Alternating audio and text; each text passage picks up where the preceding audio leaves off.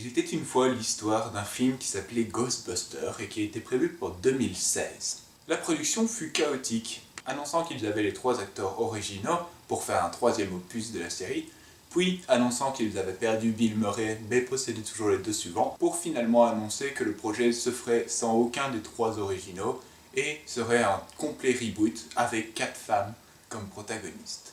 Depuis cet annoncement, c'est un film qui a été montré du doigt par tous les fans de Ghostbusters comme une merde pas possible, et tous ceux qui ne connaissaient pas Ghostbusters se disaient « qu'est-ce que c'est que ce truc ?» Et maintenant qu'il est sorti, la plupart des critiques du monde, surtout aux États-Unis, s'accordent à dire que ce film n'était pas aussi terrible que ce qu'on en disait. Ah bon? Ce film est une daube! Ghostbusters. D'abord, il est important de savoir que je ne suis pas du tout émotionnellement attaché à Ghostbusters. J'ai découvert les 2 premiers Ghostbusters il y a une semaine, justement pour aller voir ce nouveau. J'avais prévu de faire un marathon dessus, que je n'ai finalement pas fait parce que je n'avais pas suffisamment à dire. Les films sont tout à fait corrects, il n'y a aucun problème.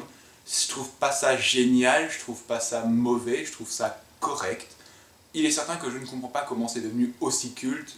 La seule solution que je peux trouver à expliquer pourquoi c'est devenu aussi culte, c'est la nostalgie. C'est des gens qui l'ont vu à 7, 15 ans et qui forcément maintenant le mettent sur le piédestal comme un grand film culte. Dans les premiers Ghostbusters, je donnerais que j'aimais assez bien l'humour. Je préférais l'humour de situation que l'humour parlé du film.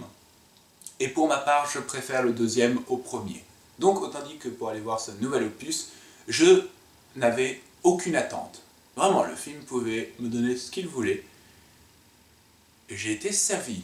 Je n'ai jamais eu autant envie de sortir d'une salle. Je respecte beaucoup le cinéma et l'idée même de sortir de la salle d'un film où des gens ont mis un effort me répugne. Le plus souvent, je reste du début jusqu'à la fin du générique. Mais là, j'ai eu tellement envie de me barrer. Et dès que le générique est arrivé et qu'il y avait quelques scènes dans le générique, je ne les ai pas vues. Je suis parti. Dieu que ce film est mauvais! Le synopsis. On suit donc une institutrice dans une université de sciences qui est interpellée par un homme qui la reconnaît grâce à la jaquette d'un bouquin qui parle du paranormal. Elle est alors surprise de voir qu'effectivement son bouquin est vendu en ligne alors qu'elle n'en a aucune idée et va donc voir la personne avec qui elle l'avait coécrite.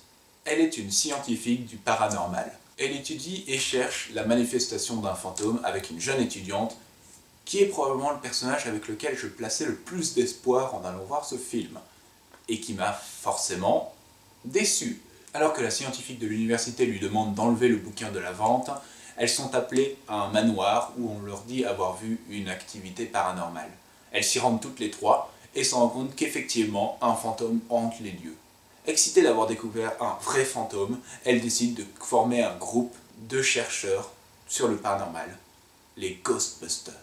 Quand le film a commencé, je me suis dit pourquoi pas. Ils essayaient de créer une ambiance à la chair de poule, les acteurs surjouaient comme pas possible, mais c'était logique dans l'ambiance qu'ils essayaient de placer. Mais vite fait, j'ai commencé à me rendre compte d'un énorme problème de cette comédie, et c'est un problème majeur dans une comédie. Les blagues sont nulles. Soyons clairs, je pense que dans le film, 3% des blagues sont bonnes, 2% d'entre elles sont oubliables possibles, et le reste, 95% des blagues, sont des blagues de pipi, caca et sexe. D'ailleurs, un gars dans la salle a dit, et il a fini par m'énerver plus que le film, à force de le répéter, « C'est quoi ce film? C'est Scary Movie ?» Et franchement, il n'est pas trop dans le tort, on n'est pas loin. C'est vraiment de l'humour du genre, regardez, on a cet enregistreur, et on a réussi à enregistrer un fantôme dessus. Et donc ils font lancer la télé, et puis un grand silence, plus de musique, rien du tout. Et le protagoniste se rapproche, est très attentif, et la bande tourne, et d'un coup, on entend un P. Waouh, ça c'est de l'humour qui se place à une hauteur phénoménale. Et on pourrait me dire, ça va de temps en temps. J'ai dit 95% du temps. 95% de l'humour dans une comédie. C'est beaucoup. Et apparemment, les écrivains, le réalisateur ou la production trouvent que ces blagues sont super drôles. Ce qui fait qu'elles elles sont longues, elles durent, et on a compris après un moment. Il y a par exemple, justement, la scène du manoir, elle trouve le guide, qui est celui qui a vu l'activité paranormale, et elles parlent ensemble. Et ensuite, arrive son boss et lui dit « Ah, vous l'avez rencontré, c'est celui qui s'est chié dessus en voyant le fantôme. »« Quoi, mais je me suis pas chié dessus. » »« Bien sûr que si, tu t'es chié dessus. »« Bah non, écoute, quand tu m'as téléphoné, tu m'as dit « Écoute, mon pantalon est rempli à cause de ça. »« Ah bah non, c'est pas vrai, je me suis pas réellement chié dessus. »« Ah bah si. » 15 secondes de film. Ça peut paraître pas beaucoup 15 secondes, mais dans un film, 15 secondes, c'est extrêmement long. Et je jure que c'est comme ça pendant tout le long. Si on a l'occasion de dire pipi ou caca ou faire une allusion au sexe direct, le film le fera. Ils feront ça dedans, la tête la première. Et ce qui me désole le plus, c'est que ma salle a ri. Chacune de ces blagues pourries, faciles et merdiques au possible, humour, a fait rire la salle. Et quand les blagues ne sont pas d'un niveau de gamin de maternelle, elles n'ont aucun sens. C'est-à-dire que c'est des blagues qui n'auraient pas lieu si les protagonistes étaient un peu, et je dis bien un peu, intelligents. Il y a une scène donc, où elle va sur Amazon pour voir la vente de son bouquin, pour vérifier si c'est effectivement le cas, et donc elle est surprise et elle se dit « il ne faut pas que mon boss voit ça ». Et à ce moment-là, le directeur de l'école rentre dans la salle, et elle décide de pivoter le PC pour pas qu'il le voie. Et donc on a une scène où le directeur se balade dans la pièce et lui explique que ici c'est une grande université de sciences, qu'ils aiment beaucoup leur réputation, etc. Et elle, pendant tout le moment qu'il lui tourne autour, prend une défarde, cache son écran, essaye de se mettre devant, l'empêche de voir. Le petit bouton X rouge au-dessus de la page, ou Alt F4, c'était trop compliqué. C'est le genre de blague qui est longue, mais qui n'a pas lieu d'être. Merde quoi, tout le monde s'est appuyé sur Alt F4 ou appuyé sur X rouge. Les personnages, on a elle, qui, oui, on va dire que c'est la protagoniste du film, et c'est probablement celle qui est la plus intéressante, on va dire, mais qu'est-ce qu'elle est conne, je vais y venir. Puis on a la surexcitée des fantômes, qui est assez chiante après un moment, et qui est celle qui délivre le plus de blagues caca, merci. Ensuite, on a ce personnage dans lequel j'avais beaucoup d'espoir et qui finalement est folle, juste pour être folle. Il y a vraiment des moments où elle se place devant la caméra, elle joue avec des chalumeaux, elle danse dans la pièce avec une chanson, et ça n'a aucun sens, ça ne va nulle part, c'est juste pour faire un sketch. Et finalement, on a ce personnage qui, comme dans les premiers Ghostbusters, le personnage noir est complètement oubliable. Et finalement, on a peut-être le personnage qui sauve le film, mais à peine, c'est le réceptionniste joué par Thor, qui a peut-être l'humour le plus fin du film. Enfin non, l'humour de ce personnage est grotesque. Mais il part justement avec cette idée, années 80, soyons grotesques. Et donc, ça peut paraître très grotesque de nos jours, mais vu l'ambiance qu'il semblait vouloir mettre au début du film, c'était le personnage qui avait le meilleur humour. Franchement, mais encore une fois, il n'est réussi qu'à 70%, parce qu'il y a vraiment des moments où il est juste trop con. Être con et que c'est drôle, d'accord. Être trop con, ça devient affligeant après un moment. Et ensuite arrive un truc que je ne comprends pas dans le film. Je ne sais pas si c'est le réalisateur qui a supplié les acteurs, ou si c'est la production qui a vraiment voulu faire plaisir au public pour qu'ils n'aient pas l'impression de s'être fait arnaquer. Certains acteurs de la série originale sont présents.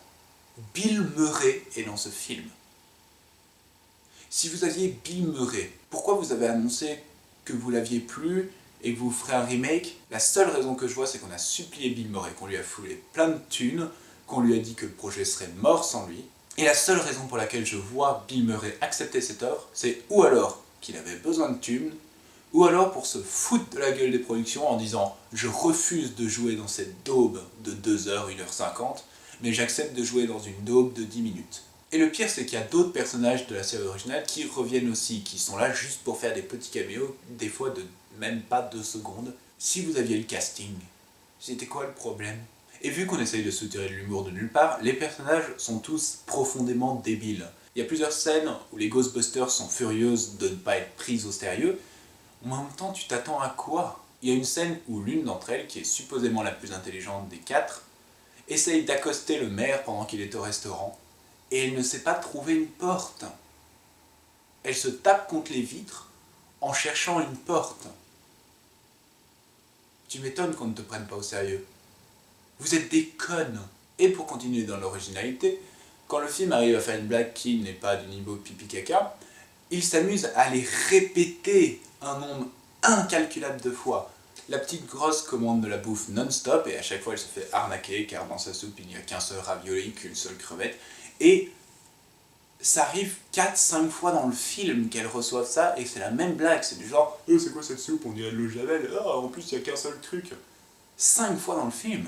Un autre moment où ils sont interpellés par le maire, et il leur demande d'être discrets, de ne pas créer de panique dans la ville à cause des fantômes. Et ce genre de scène où on essaye de les faire passer pour des cinglés, et où le maire veut qu'ils se calment, arrive 3-4 fois dans le film. Pour conclure avec l'humour, j'ai trouvé la preuve du talent humoristique des écrivains ou du réalisateur, et qui résume quasi l'intégralité de l'humour du film. Ils font revenir le gros fantôme des films précédents, et comme dans les précédents, ils s'empiffrent, sauf que dans celui-ci, ils se tournent vers la caméra et les protagonistes, et rotent. Tout est résumé. Alors franchement, qu'est-ce qu'il y avait à faire dans ce film? On me dira la musique, le remake de la musique est pas mal. Je dirais oui, mais on l'entend presque pas, et c'est pas franchement un remake, quoi. C'est la même, avec d'autres instruments. Les effets spéciaux, c'est peut-être la seule chose que je donnerais au film, et les effets spéciaux sont forcément meilleurs que les précédents. Et aussi je leur donnerai, et c'est là où je suis content d'être resté dans la salle, il y a une scène de 5 minutes où elles se battent dans Times Square avec plein de fantômes. Cette scène est géniale. Cette scène est bien faite, cette scène est badass, cette scène est excitante, et c'est tout. Ces 5 minutes sont les seules réussites de ce film pour moi. Donc voilà, si je devais donner une cote à Ghostbusters, je lui donnerais un 5 sur 20.